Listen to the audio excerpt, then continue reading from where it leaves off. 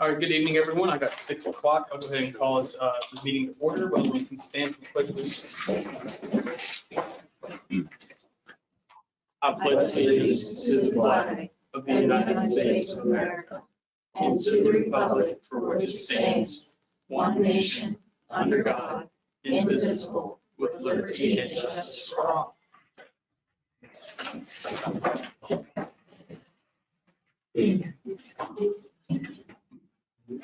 First thing on the agenda is approval of minutes, starting with June 2nd, 2022. Is there any amendments to the minutes? I think it was a motion. So on public comment, I think Lori, I think we thought her as Pottinger. His name is spelled wrong. It's Potteiger.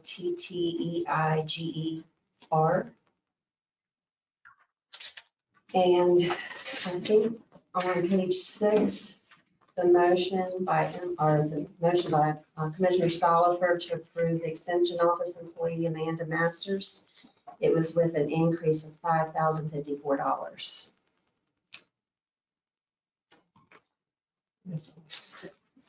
Okay. Is there any other amendments? Hearing none, if there's no objection, those are approved. Next is approval of minutes for June 9th, 2022, public hearing. Are there any amendments? Hearing none, if there are no objection, those are approved.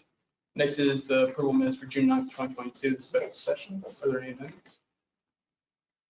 Hearing none, if there's no objection, that's approved. Next I have is the approval of requisitions for June 16th, 2022, in the amount of $127,720. If there's no objection, that is approved.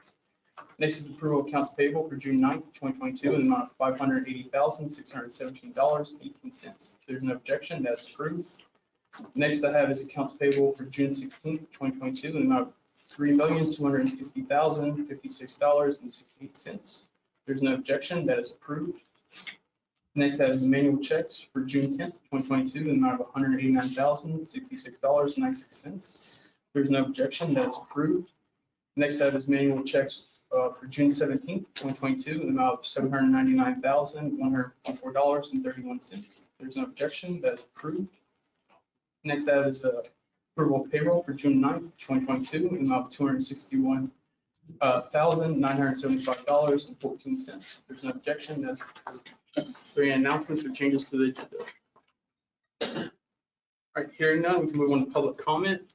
I'll start with people in the room. Remember, you have 3 minutes. If you're online, please raise your hand. First name on the list I have is David Tabb.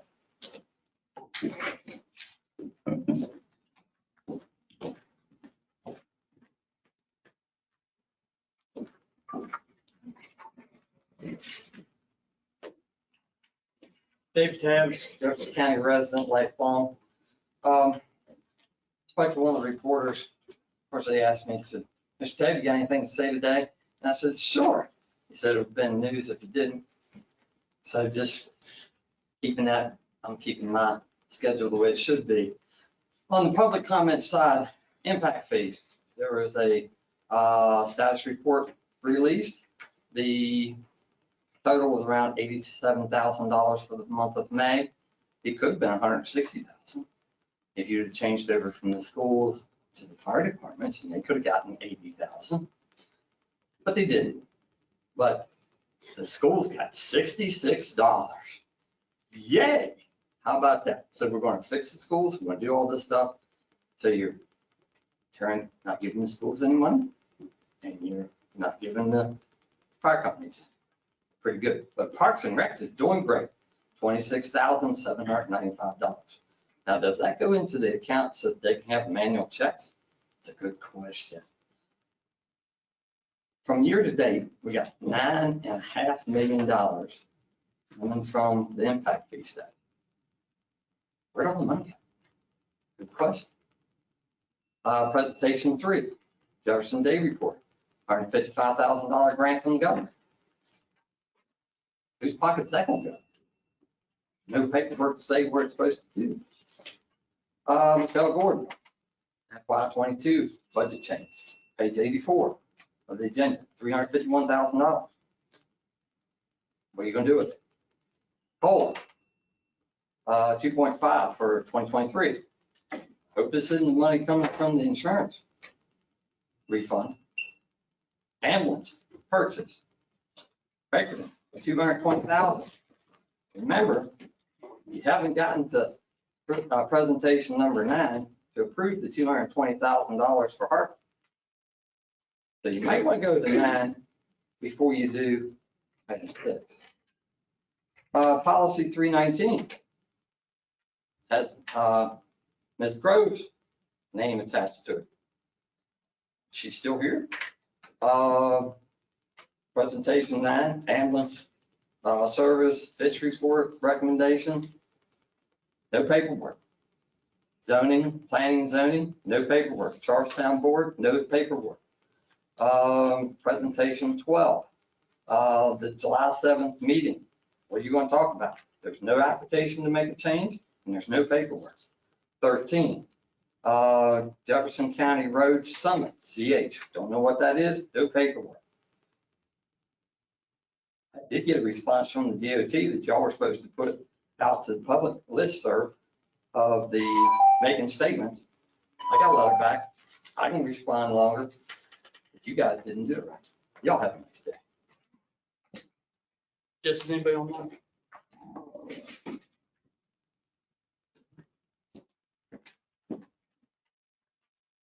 All right, thank you.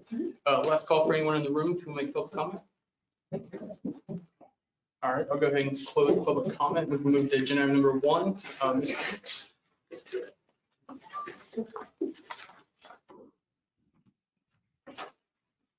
And it's that time of the year that you have to sign all the certificates that will be put in the books. And there are 7 altogether.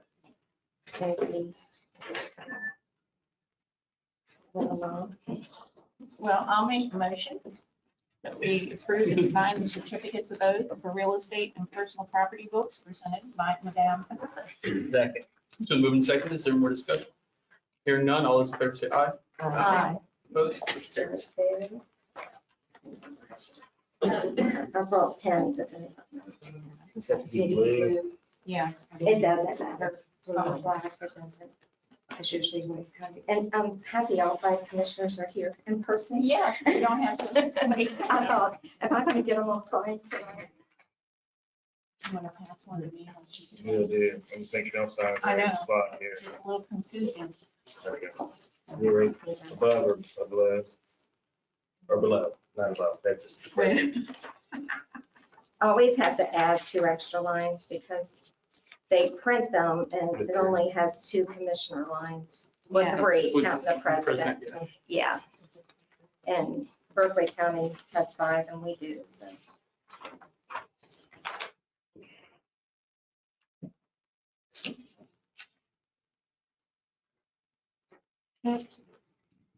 Signed on the wrong line to you. I crossed out from the beginning.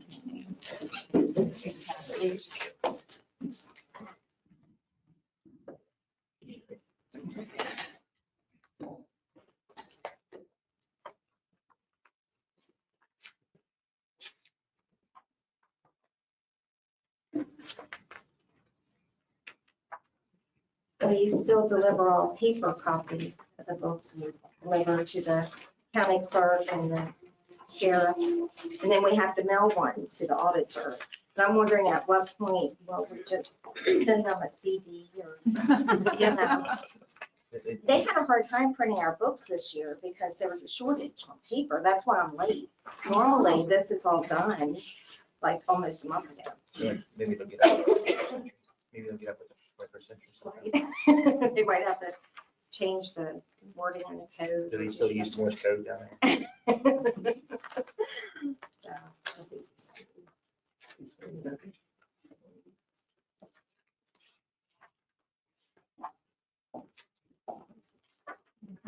You're done.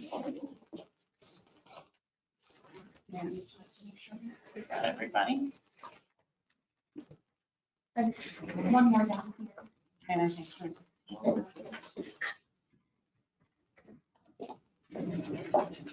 Thank you.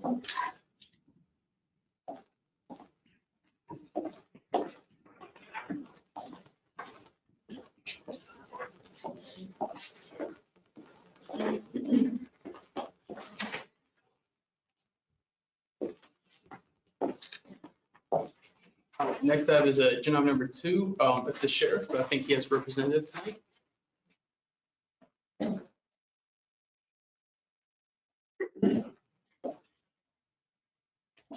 Good evening, Commissioners. I'm Chief Deputy Lucas here on behalf of Sheriff Hanson. He's out of town.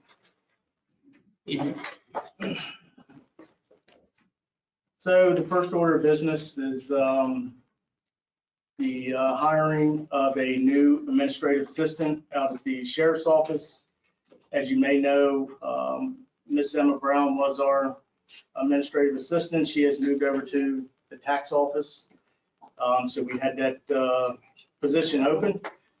We would like to fill that position with Monica Anderson, and it's a 80-hour grade 2 position starting at $32,000 beginning June 21st, 2022. I move to approve the hire of Monica Anderson, $32,000 a year. Start date is June 21st, 2022. That's a grade 2. I'll second that motion and just want to clarify, it's budget neutral? I assume Yes, so. it is. Yeah, I figured it's probably less experience from the former employees. So, Is there more discussion? Hearing none, all those in favor say aye. Aye. Opposed? Motion carries. Thank you. The second item of business here is we currently, from my understanding, have 5 deputy sheriff vacancies, all through different reasons, retirement, resignations. Deputy recently left us to go to Knoxville, Tennessee, to be closer to family. Since then, we have started the hiring process, which is a very long process, and we have come across 2 candidates that meet the requirements. The first one is Tristan Lutman. He is a deputy sheriff out of Clark County, Virginia. He is certified through the state of Virginia. We're working on that being transferred, his hours of training being transferred to West Virginia, so that will make his status here certified. The second one is Hunter Ray, and he is also a certified West Virginia law enforcement officer from Berkeley Springs Police Department. Both are residents of Jefferson County. Again, they have met the requirements of the hiring process that we set and the civil service sets. We would like to hire these 2 as of June 26, 2022, a starting salary, as I'm being told, of $49,626, which is supposed to be the starting salary as of July 1. But I think it's 4 days from June 26th, so just starting there. Is that fair? Okay. All right, I'll move to hire Tristan Lutman, excuse me. Starting date is June 26, 2022. Salary will be $49,626. It's been moved and seconded. Is there more discussion? Hearing none, all those in favor say aye. Aye. Opposed? Motion carries. I also move to, for the hire, approval of the hire for Hunter Ray. Effective date will be June 26, 2022. Salary will be $49,626. Second. It's been moved and seconded. Is there more discussion? Hearing none, all those in favor say aye. Aye. Opposed? Motion carries. Thank you. And the last item is the Justice Assistance Grant. And what we're requesting here is the approval to submit the application of the Justice Assistance Grant. And what this does is, this is basically it reimburses the county of $15,000 for our prevention resource officer, which you all may know it as a school resource officer at Jefferson High School. That's currently held by Sergeant Ben Williams, who, from what I understand, does an incredible job there. So we are asking for the approval to submit the application and authorization for the commission president to sign that application. I'll move for approval of the application for our chairman to sign the JAG grant. Placement prevention for the placement of the prevention resource officer at Jefferson High School. Second. It's been moved and seconded. Is there more discussion? Hearing none, all those in favor say aye. Aye. Opposed? Motion carries. Thank you. May I approach for Yeah. signatures?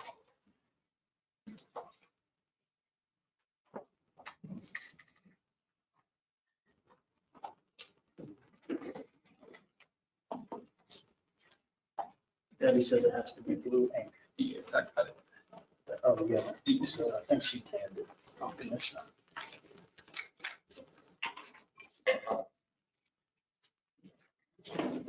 You might have a better handle on this.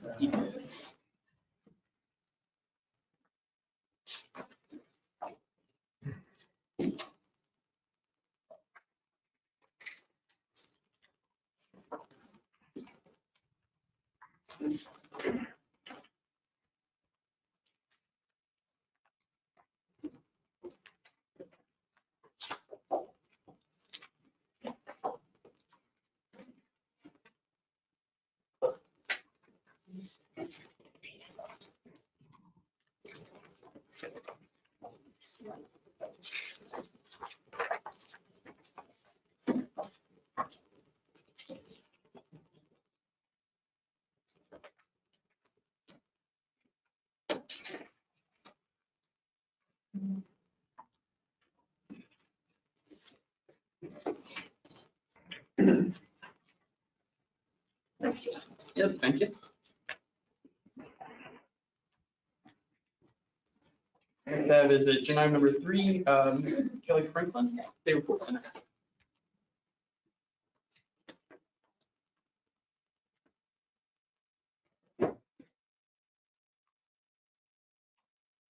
Good evening. Evening. So the commission applied for the community corrections grant, and I'm happy to announce the governor awarded the requested amount of $155,000. We are one of the very few counties in the state that did not get cut this year, so that's very good. And that is partly because we offer mental health treatment in-house, both psychologists and psychiatrists, and can get a person in within 72 hours. So with that, I'm here to execute the 23 community corrections grant contract and the resolution that formally commits the commission to matching the fund allocation as well. I do have a hefty packet. There's more than normal documents this year that need signatures both from President Hudson and the county clerk.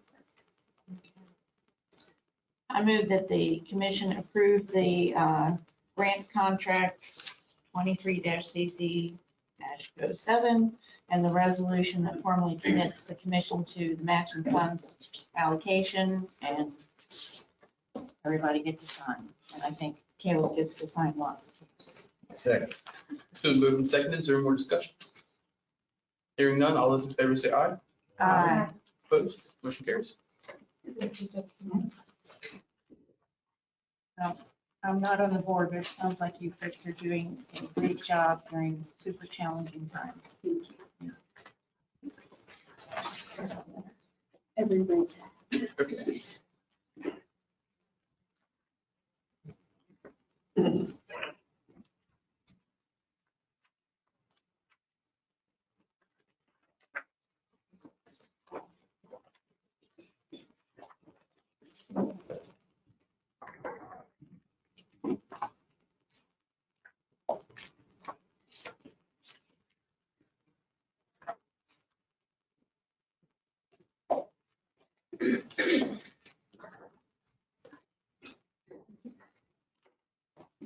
Several signature pages this year.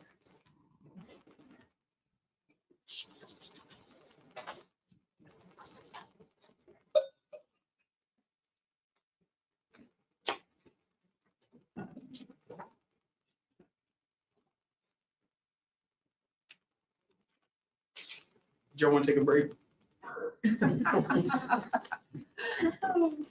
Get you a stamp next time. If it's a You said If it's a government contract, you usually have to sign it. Do we? With this, is it through the state with this? Yeah. Yes. Mhm. So how many day report centers are there or functioning as that throughout the state? There's many more day report centers that did not apply for the community corrections grant. I think there was 14 to 15 approximately that received funding out of this community corrections fund. Okay.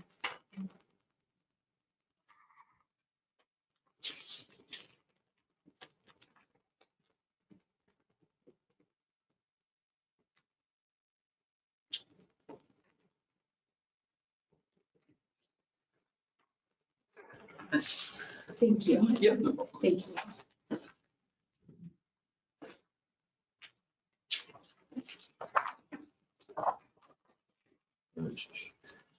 Next I have is number 4, Rebecca Hall, victim advocate. That might be you, Matt. Yeah, I do. He looks like that.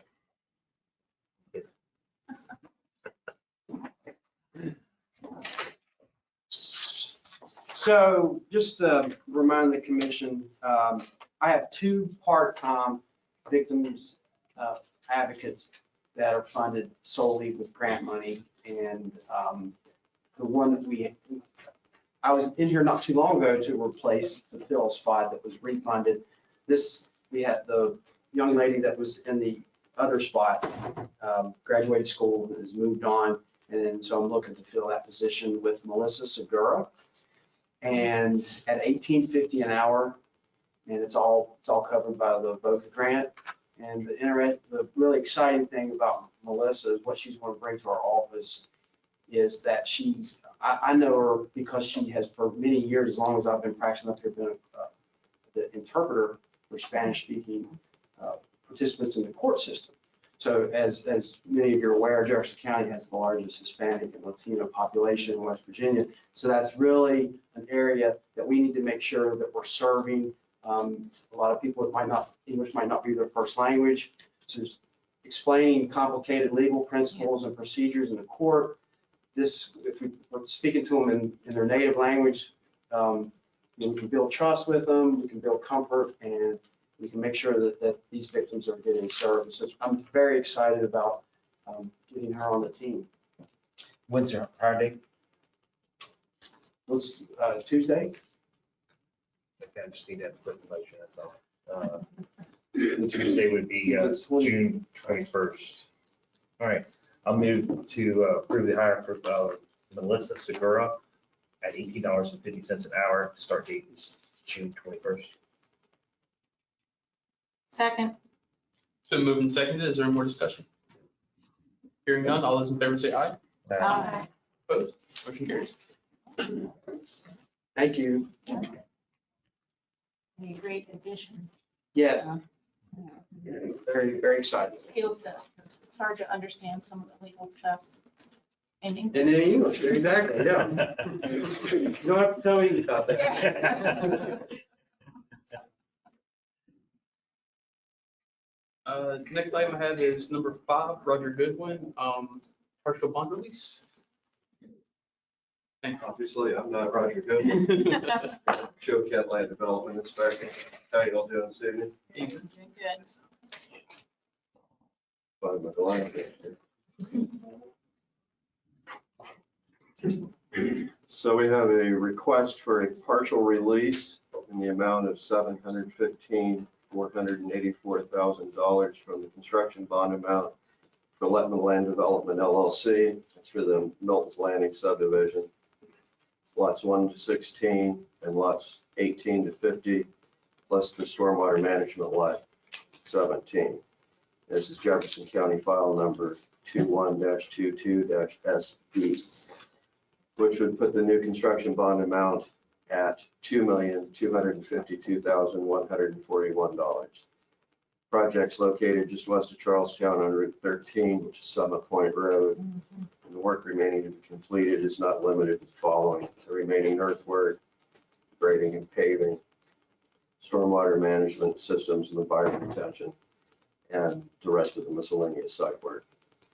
All right, I'll move to make a motion to release $715,000 to $484 on the construction bond for Lutman Land Development LLC and Milton's Landing subdivision lots 1 through 16, lots 18 through 15, and stormwater management lot 17, file number 22-21-SB.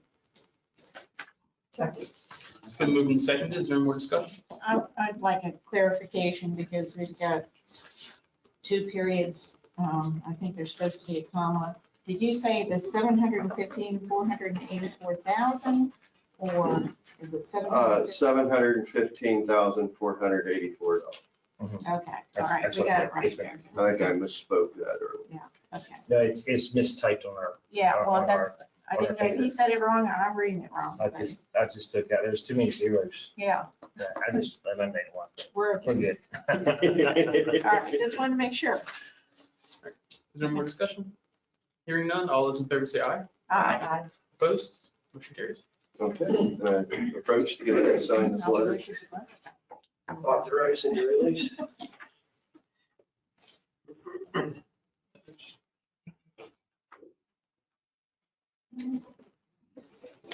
Thank you very much, sir. Thank you. Thank you all. You have a good evening. You too. You too.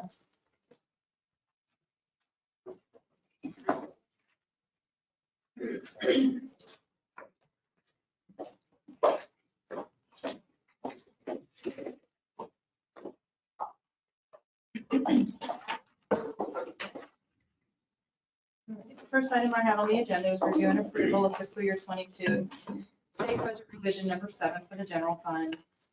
It is a request from the assessor to transfer $8,000 from her assessor's valuation fund to part-time wages to cover her part-time salaries there. There is a chance that this may not be approved by the state auditor's office, but if it's not, we won't enter it. I just need to make sure that I get it approved by you so that I can submit it to them.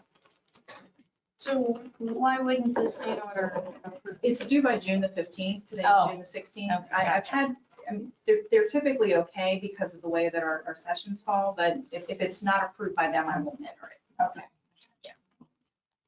I'm moved to accept the FY 22 state budget revision 7 for the general fund. Second. So moving second, is there any more discussion? Hearing none, all those in favor say aye. Aye. Opposed? Motion carries. Let me go ahead and just sign that one. before I-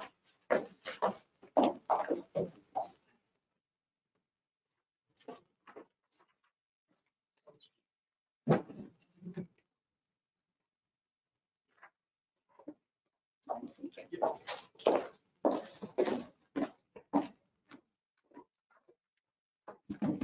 The next item I have on the agenda is to set the date for the next ARPA meeting. And before we set a date, I wanted to provide you with the most recent guidance that I have available to us. And the ARPA listing as of today. So the guidance is changing, it's fun, Yes. is on. It has changed. Pretty good. Well, I guess it's, all in perspective. okay.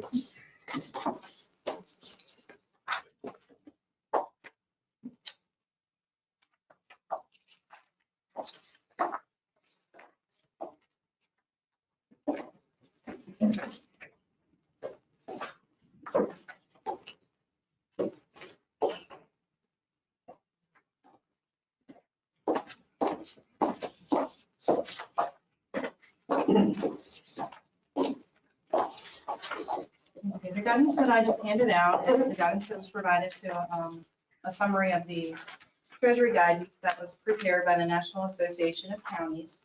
And if I could turn your attention to page 5 of that.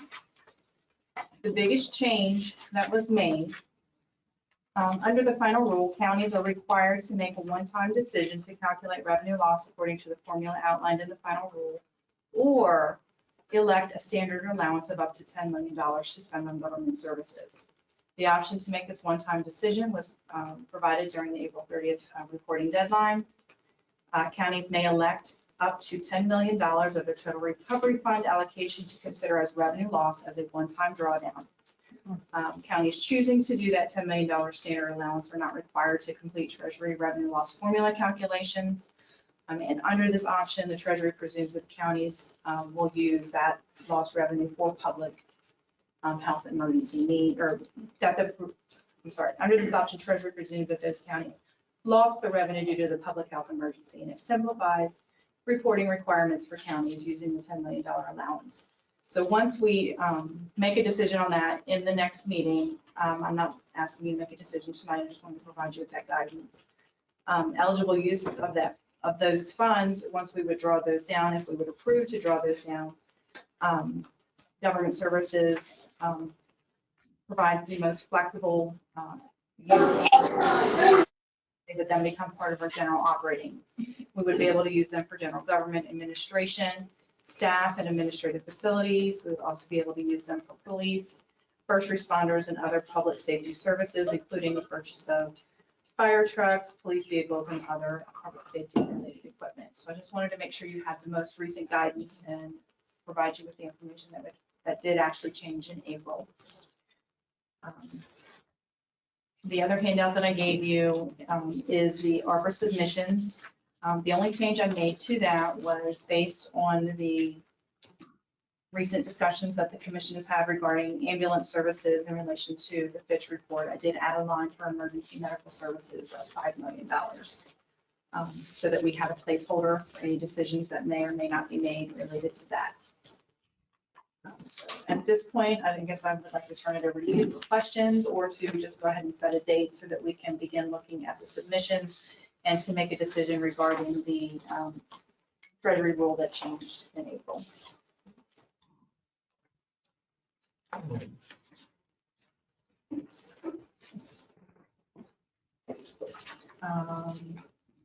Do we have any preference on days of the week, or did you want to wait until July, or did you want to do it before the end of the month? I know at least for me, I would like to get on the calendar soon. Yeah. I know Mr. Lowry reached out to me about the community ministries. I think with the current economy, it's like they lost revenue.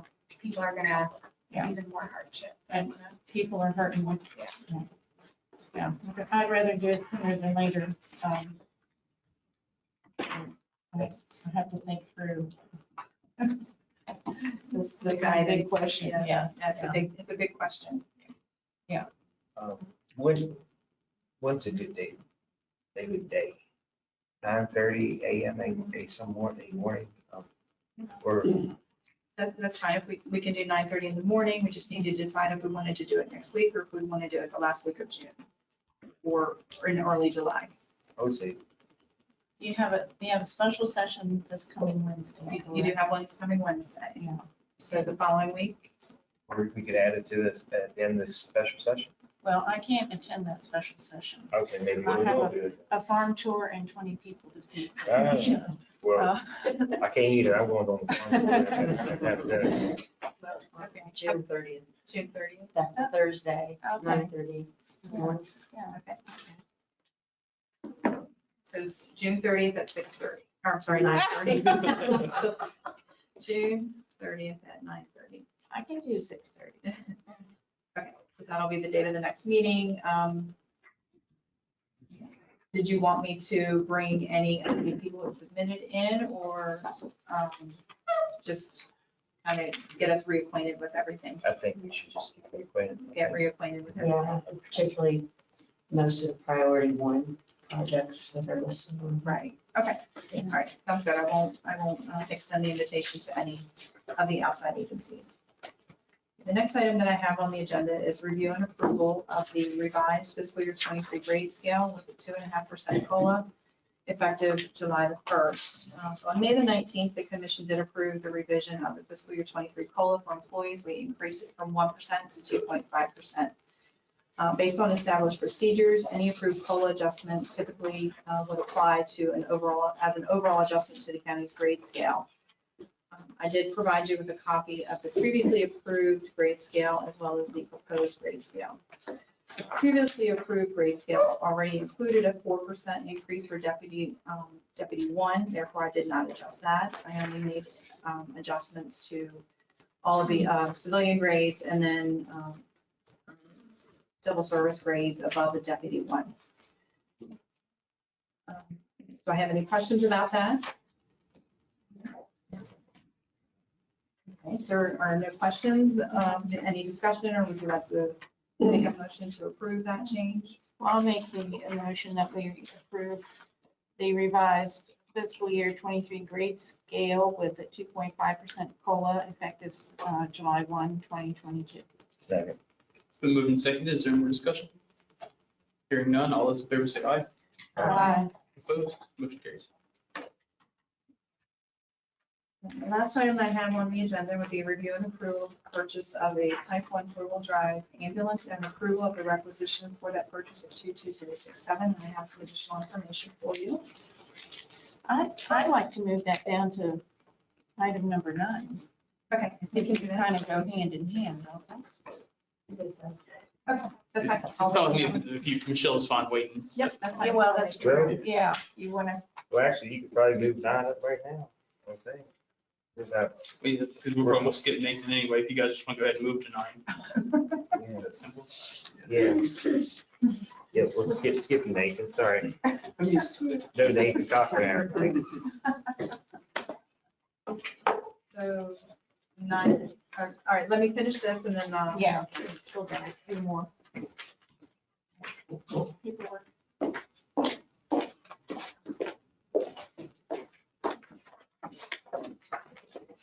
Thank you.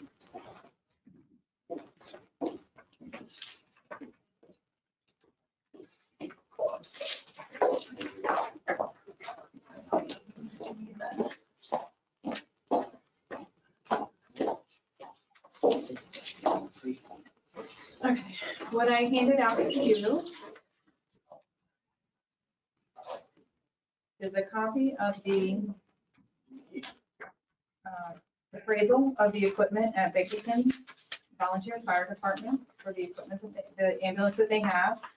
It includes a breakdown of the supplies and equipment that would be transferred to the county in addition to the ambulance. So the ambulance appraised value of $137,333. The stretcher, new retail value of that is about $28,500. We included a 40% reduction of that. So we valued the stretcher and all of the supplies at 60% of their new retail value to come up with a total cost of $201,642. During the negotiation process with Bakerton, they had originally asked for $250,000, and we came to an agreement of $220,000 for the purchase of all of that equipment except for the Lucas. We will not be purchasing the Lucas. That was deducted at the bottom. With respect to the Lucas, if I could just clarify, we're currently taking stock of all the Lucases that would be available. So at this point in time, I don't want to move on that particular purchase. We'll wait a little bit longer to see where it is. Okay. I'm just kind of looking at this really quickly, a vehicle description, and I know, I don't see any mileage on here. 113, I'm sorry, not even, 13,000. 13,962 is on Second page. Oh, second page, okay. Down the right page. Well- Yeah, okay. I see it now, yeah, okay. So it has low mileage, 2019 Ford at 450. Well, mileage on ambulances are hard miles usually. That would It's help. driven at regular driving speed. In light of the pandemic and the ARPA funding that we currently have, I know the state is actually issuing a number of grants to build up their own emergency services, emergency medical services, because the pandemic really brought to light the need for emergency medical services. So I would recommend that we fund this with ARPA grant funding as a public safety equipment because it is eligible for that ARPA grant funding. I'll go ahead and move a motion to approve the requisition of 222067 for the purchase of ambulance equipment and supplies in the amount of $220,000 funded by our ARPA grant funds. Is there a second? I'll second the motion. It's been moved and seconded. Is there any more discussion? I just want to make sure we have somewhere to store it and maintain it. Yes. Okay. All right, any more discussion? Hearing none, all those in favor say aye. Opposed? Motion carries.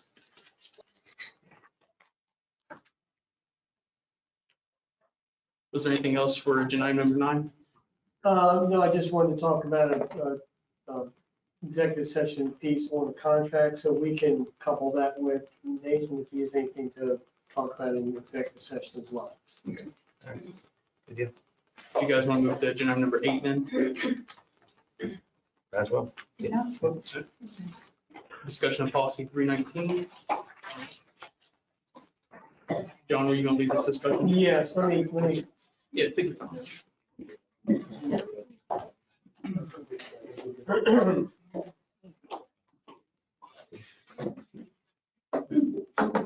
Commissioner, as an attorney for office, assistant judge in decision. Okay. So I probably need to dial in a little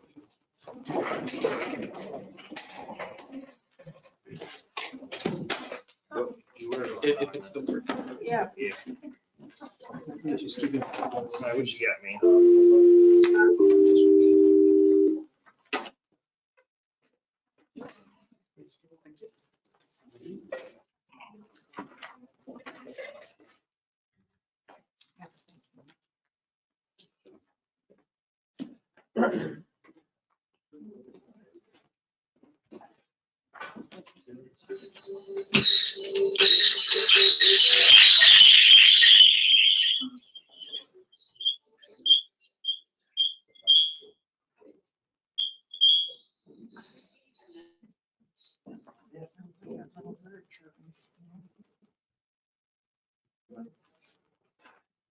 Well.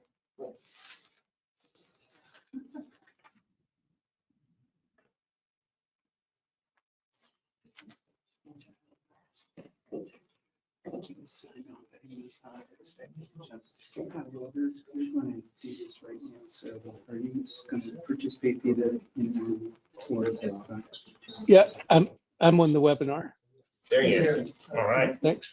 Bye. Thank you. Okay. So, I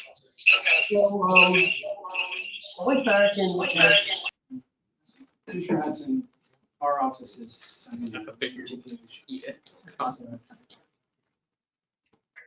so I reviewed the state audit that we prepared back in April this year. I wanted to discuss amending policy 319, which speaks to the Tyler Financial System Access and Approval Policy, so it better aligns with the county clerk's role and responsibilities as outlined on page 4 of the report, specifically as it relates to constitutional and statutory duties of the county clerk.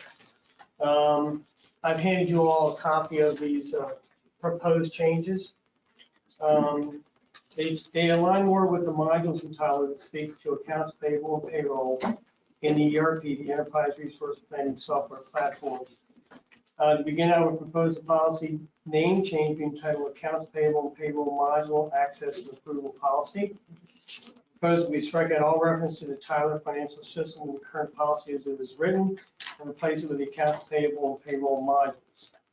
The proposed changes in section 3.7 redefines the definition of users as users are all employees, consultants, or contractors who are authorized to access the accounts payable and payroll modules of the county ERP software platform, including but not limited to employees of administrative accounts.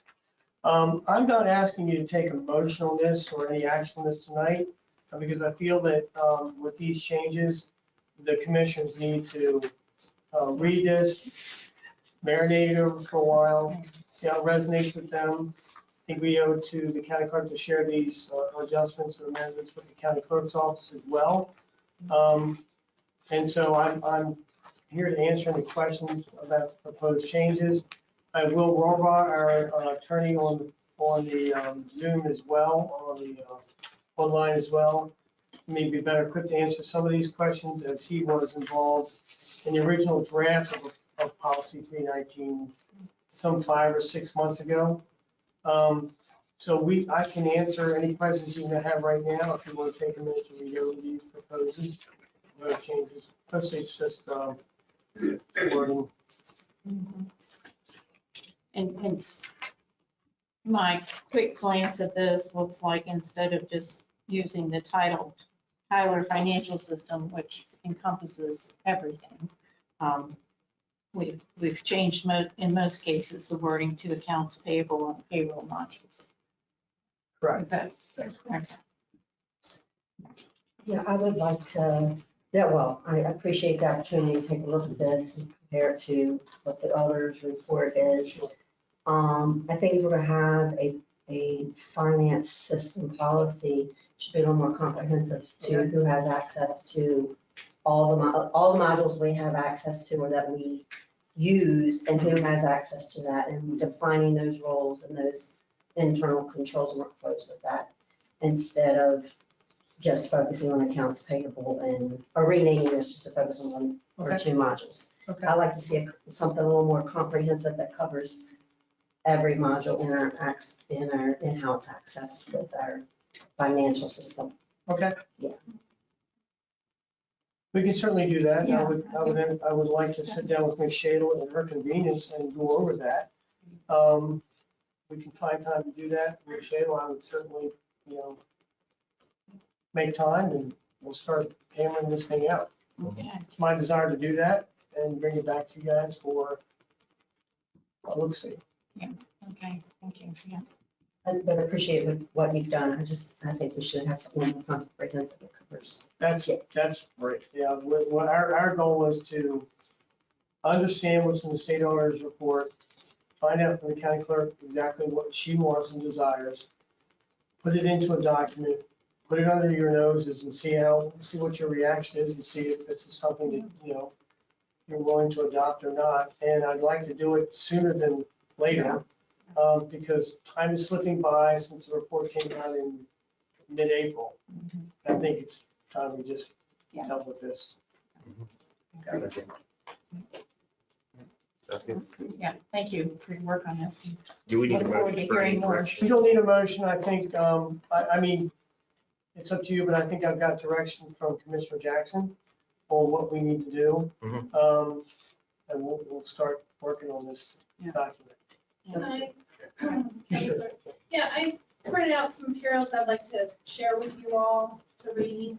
I went to state auditor training as well, so I have some information from there as well. I think I'm gonna have copies, John.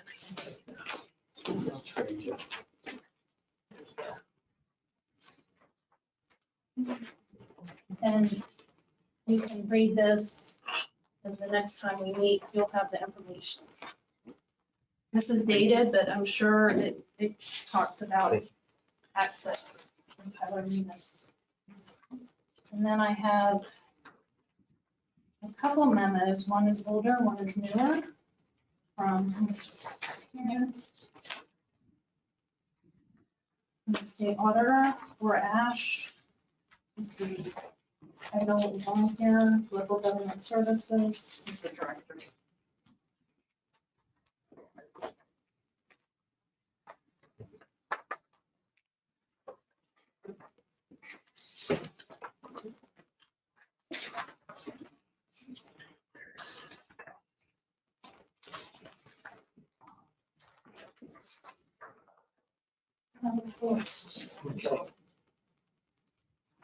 Thanks. Yep.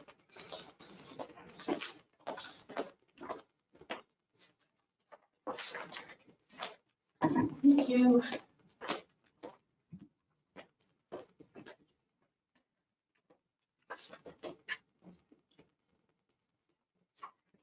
Was there any more discussion on item number 8? All right, we can move to item number 10, I believe it's the solar. Mr. Chairman, I want to recuse myself. Okay. Have we finished number 9? Is there anything else? It's asked, he said maybe something in executive session dealing with contracts. He was online. Oh,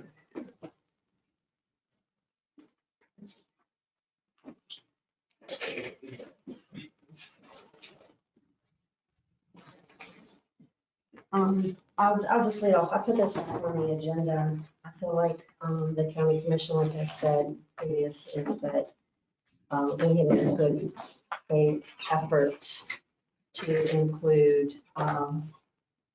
to change the comprehensive plan to include solar, ordinance, or to include conditional use, permit for solar.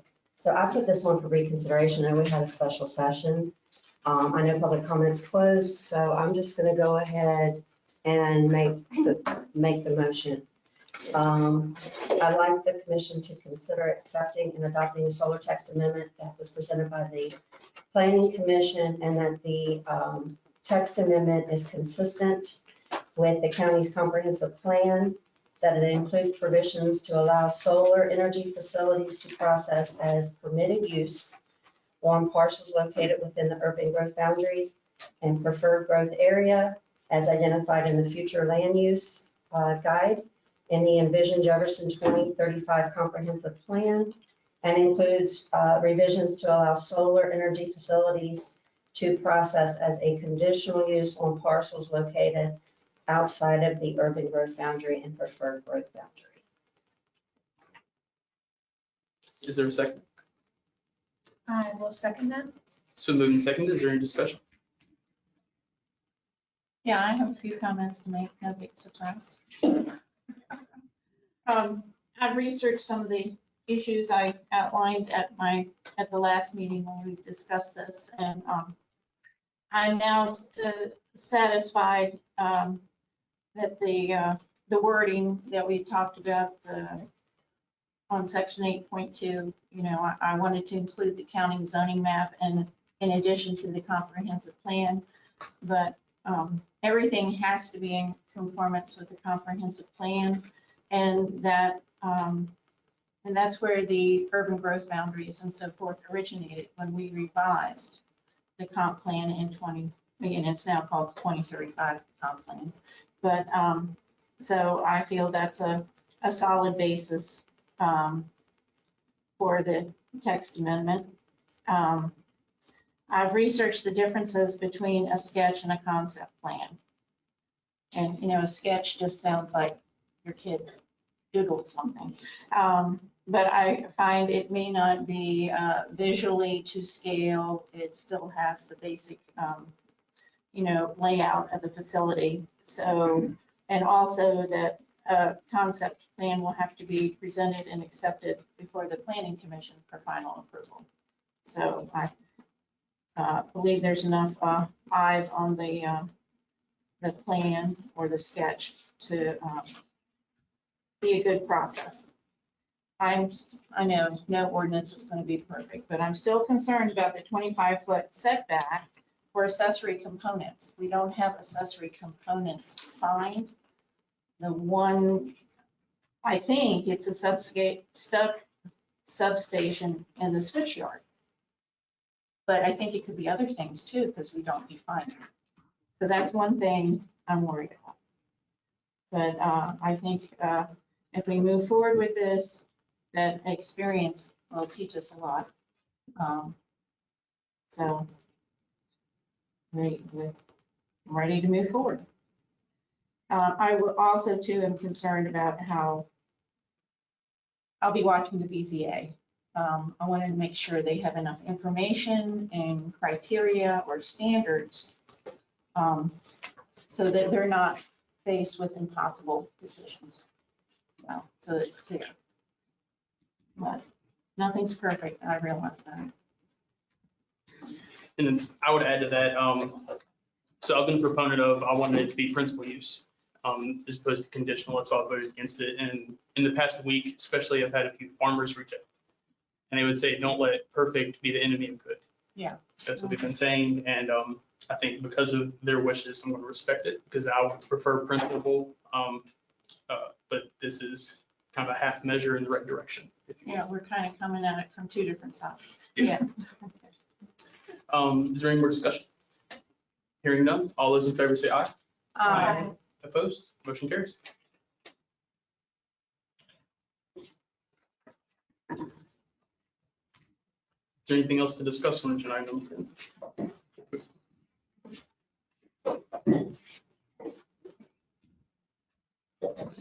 Oh, do we have to make, what would be the effective date for that, Nathan? Is it, I know it's like an ordinance, it's 60 days. Is that what would apply here?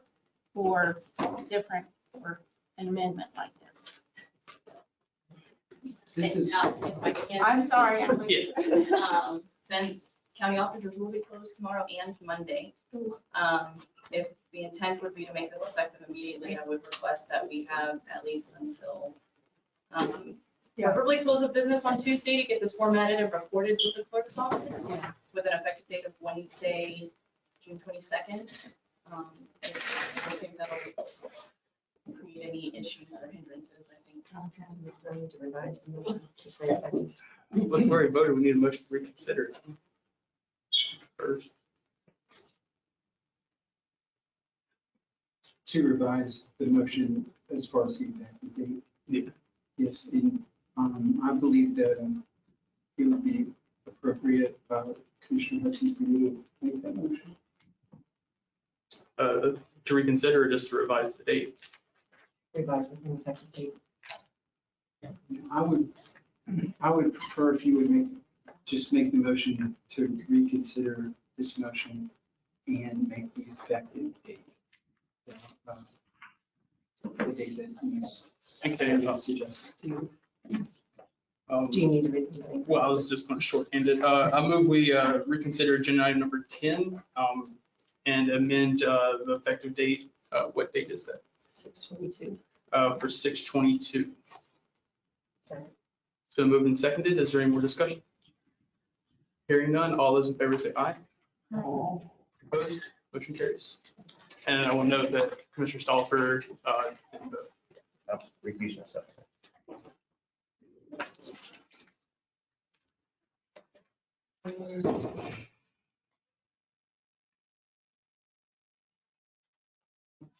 Was there an update for agenda item number 11?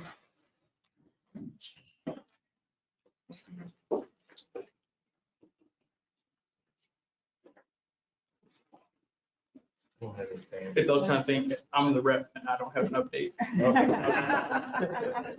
All right. No problem. So did y'all want to go to number 12? Thank you for providing, putting a calendar. So I can tee them as well. Okay. So if you want to cancel the July 7th. That typically we have a lot of people on vacation. We have a light agenda. In years past, you had to skip that meeting. So I just wanted to bring it to the attention of commissioners to consider that. So if you agree, we would need a motion. Yeah, the only thing I would anticipate us having is there's some new hires that wanted to start on July. Some So of them- we're going to take care of one of those on Wednesday, the special session, and we're going to take care of another one on Friday. It should be 2 10-minute virtual sessions, should be disposed of. Okay. Yeah, no, that's the only thing I see that we would be trying to get those folks hired, get them in the system. Yeah, we're going to get those to you before the end of next week, so they can start for July. Okay. Okay, good deal. I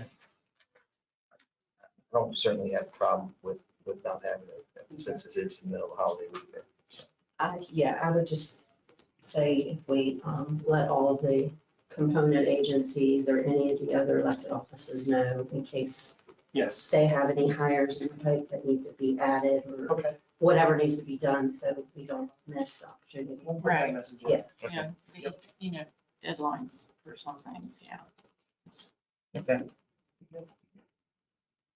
So I need a motion, I'll move a motion to cancel our July 7th, 2022 meeting. It's been moved and seconded. Is there any more discussion? Hearing none, all those in favor say aye. Opposed? Motion carries. So I can dispense with number 13 pretty quick if you want, you could knock that one out as well. Commissioner Hudson had talked to us about the discussion of Jefferson County Road Summit, and we went back and did a little bit of research. I actually Sandy go back and do a little research, and I had Jessica go back and do more research. And so the last road summit that we conducted was in 2018. July of 2018. It's been a while. I think COVID kind of put the kibosh on that in the last 2 years. This program, just to kind of put in a nutshell, provides an opportunity to travel the county to view issues, problem areas, and discuss priorities outlined by DOT. And at the conclusion of the tour, we ended with a lunch, and I think more discussion ensued to talk about some of the other issues and priorities you may have. So I have a handout for you, and Cindy did a really good job. I asked her to go dive back into the DOT and find out, where are we at with all this stuff? And is there a CIP program? And there is. And there's a list of, and on the first page, this is one of the reasons why we have a road summit. We did a road summit. Since we have no control over roads in this county, It's all state roads. You're kind of subjected to whatever their decisions are and how they prioritize things. Yeah. But that's a list at the beginning or the first page with what the road summit will be encompassed last time. Further down into the packet gives you an idea of Jefferson County DOT list of CIP through the next 5 years. I'm not going to bore you with the details, but a lot of what they, a lot of the money is going to be spent in the next 5 years. Is going to be up to $1.5 million on the land, the rock fall Yeah. off of Route 340. And they already spent $40,000 on a study to study how they're going to mitigate that. And now they're going to go ahead and do the work. So it was eating up a lot of those dollars. So you can look down here and see what some of their priorities are. We have a really nice handout towards the back to talk about current plans and programs in West Virginia, sort of detailing out how they do things. I don't know what they do to decide how they prioritize. I'm sure they have a system and when there are some mechanism that helps them decide that, but that's pretty steep. Well, what I remember that we did, I believe we rented it, am I thinking the same thing, hand train bus? And each of us from our district report, we assemble a list where we think there's problems within our magisterial districts, the ones we're aware of, and then look at their list too and make sure we go see some of them. Yes, Yeah. and one of my duggestions would be if we get a summit, we would wait till the fall. Yeah. And the reason I want to recommend waiting till the fall is because that's when the work will commence on the 340. And you can go right there and talk to them. I think you'll grab a lot of their attention if you show up there. And But fit in traffic. we'll try to get you around the traffic. So Jessica came to me this afternoon, and Jessica's my senior administrative assistant, and she did some research. And there's another organization called the Hagerstown Eastern Panhandle Metropolitan Planning Organization. HEPMO. Yeah. Right, and they've got a 2050 plan, and they also have detailed out where they're going to be over the next 20 years, 20 some odd years. And it's really interesting because they look at Hagerstown, Berkeley County, Jefferson County, and there's a part of the county in Pennsylvania, sort of this big comprehensive plan.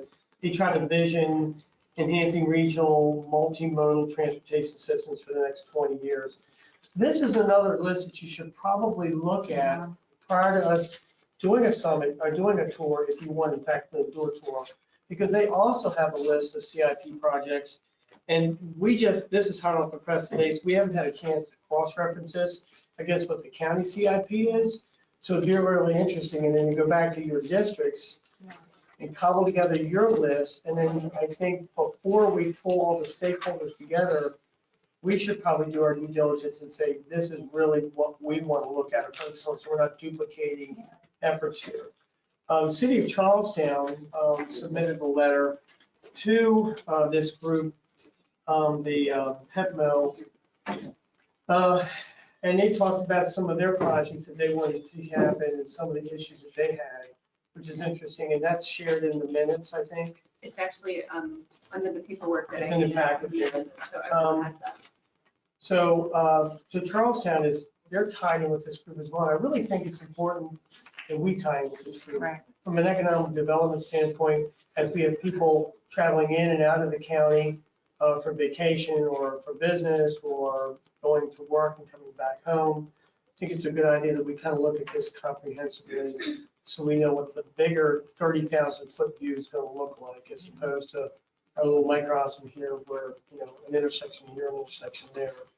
I also think too that when we pull these stakeholder groups together, we get some of the elected officials on the state level because they do control the purse strings of where this money gets spent, how it gets spent, why it gets spent. And as a group, they were in last tour.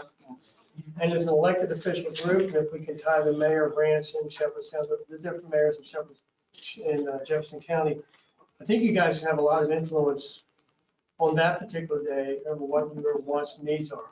Now, whether that falls on deaf ears, I have no idea. Yeah, right.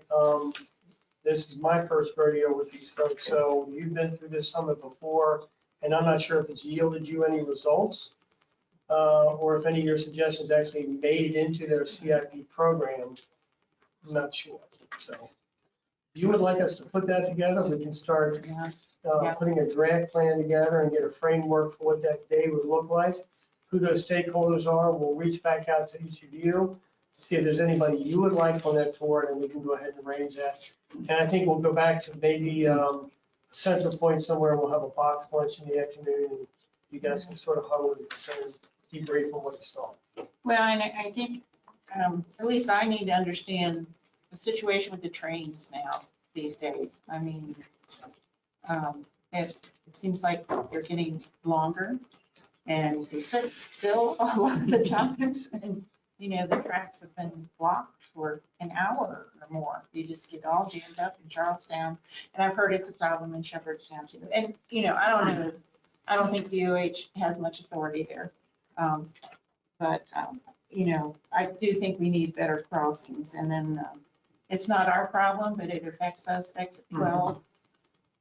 That is major headache. I'm glad you mentioned trains because that is an issue. And I know that it's a big issue in Shepherdstown. There is a CXS hotline you can call. Not sure who you're talking to or how that guy can get that train moving any quicker than he typically would get, or she typically would get it moving.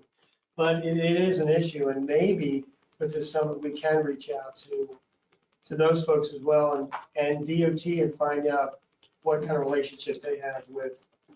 And I'd like to understand, maybe it's COVID, lack of employees, the trains are getting longer and longer and longer, and moving really slow. I think they need to, so they don't derail. But,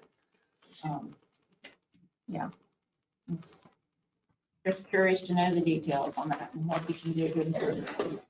So with your permission, I'll go ahead and start sending it up for the fall, right around the time when they're going to close part 340 down. So I think it's important that you see where that $1.5 million is being spent. Because that's going to have a big trickle down effect, because that's a big commuter route for folks coming in and going out of the county every day. Well, it's going to affect Harper's Ferry fall tourist season too. Well, I guess possibly the rest of the county. On the weekends it will, because they're busy on the weekends in the fall. Yeah. But it has to be closed down sometime to get the work done. Yes. Anything else anybody would like me to give with respect to that? I can, and think about it, if something pops in your head, just shoot me an email. I can also knock out the FMLA, if you'd like to, that would be really quick. So back on 317, I approached you requesting the policy 216 have a sunset date of June 30th, which you approved, and I agreed that at that time I would revisit this with you as we got towards the end of the fiscal year, and we're getting there.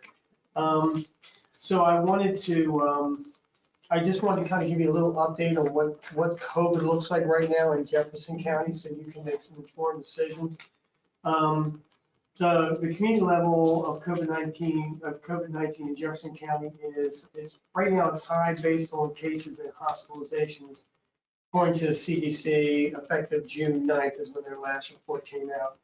The number of hospitalized COVID patients has risen in Jefferson County, but deaths have remained about the same.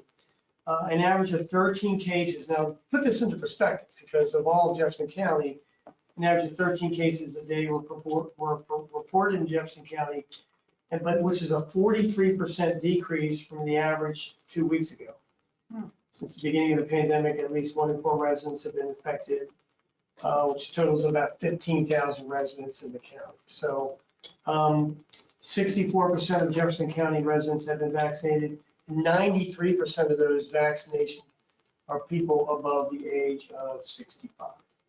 So I would recommend that we maintain the sunset date at the end of the fiscal year, and I come back to you folks in September, and I can revisit those numbers once school starts, because, you know, as you get back together, there may be an uptick in the variant, and whoever knows what else. So Labor Day at the beach. right. You don't need to make a motion that I sunset because you already did. This is just a discussion if you want me to continue that sunset date further out into the year. I think that's fair. Yeah. Sunset? I think it's sunset, yeah. Okay. Get an update and we can reconsider. All right, I'll come back to you in September with another ask. That is all I have. Thank you. Next I have is Nathan.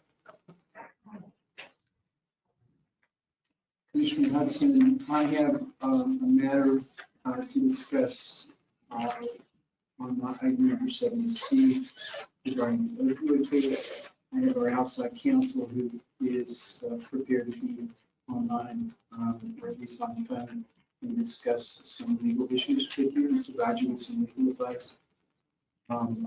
Additionally, in point number 9, I know that the county administrator has a contract issue that he wanted to raise with you. And also, there are some matters of legal liability regarding that issue that I would like to provide you with some legal advice on. And so, for those reasons, I would recommend that we go into executive session to discuss those 2 issues. I'll move to go into executive session to discuss 7C under Nathan Cochran to receive legal advice. And also recommend we go into that executive session to discuss number 9, which would pertain to contracts. Is there a second? Second. Been moved and seconded. Is there any more discussion? Hearing none, all those in favor say aye.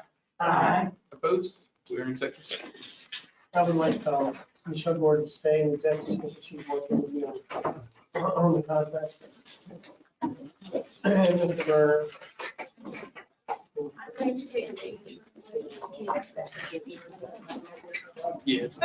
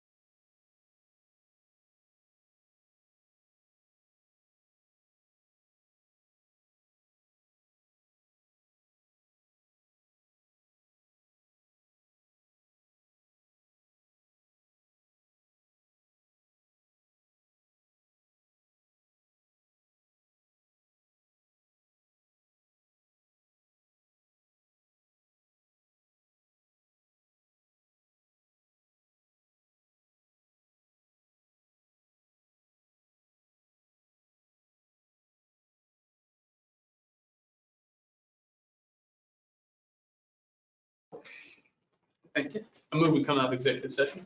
Second. It's been moved and seconded. Is there any more discussion? Hearing none, all those in favor say aye. Aye. Opposed? We are back in regular session. Commissioner Hudson, our counsel for the opioid litigation has presented the commission with a document entitled Indo-Par West Virginia Statewide Opioid Settlement Agreement. It is my understanding that this is a settlement potentially of certain aspects of the opioid litigation.